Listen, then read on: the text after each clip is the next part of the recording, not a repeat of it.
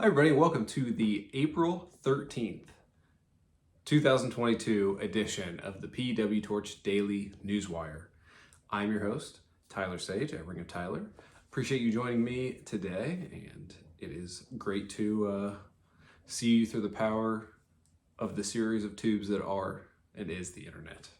So let's talk about all the news on the day. The biggest news is that Brock Lesnar was originally booked to be a part of the WWE Wrestlemania Backlash Premium Live event, and he has since been pulled. He is, as of now, still booked for Money in the Bank and SummerSlam later this summer, but per Dave Meltzer of the Wrestling Observer, he was certainly scheduled to be booked on the Backlash show and is now not for an undetermined reason. So I'm sure we'll get more news on that in the coming days, or we won't. It's Brock Lesnar, so we'll see what happens there, but definitely a big shift in that card, losing a lot of star power, and maybe continuing the story in a different way with him and Roman Reigns that we'll see down the line. So biggest one today there.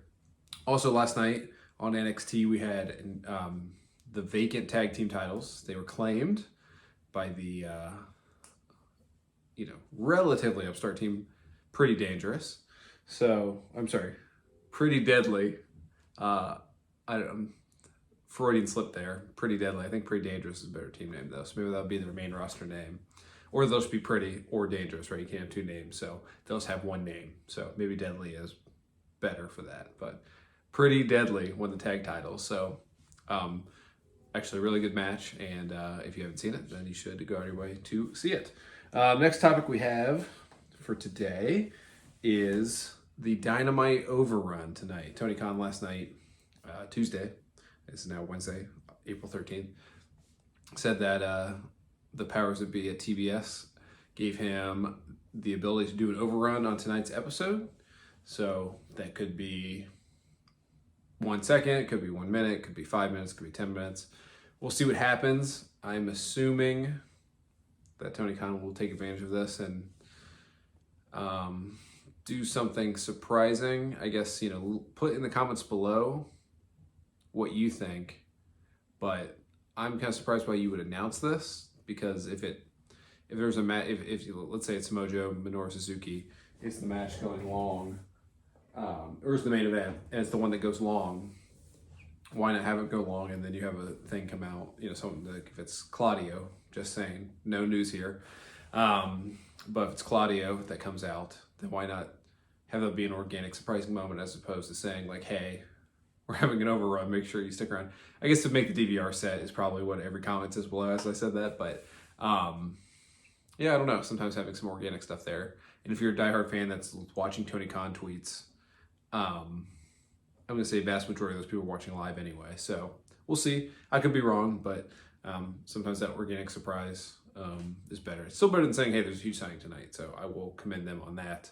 They've gone away from that. So we'll see what happens, but there's an overrun tonight. So typically, I think leaning on that is, takes value away, but it's the first time they've ever done it. So we'll see what happens. So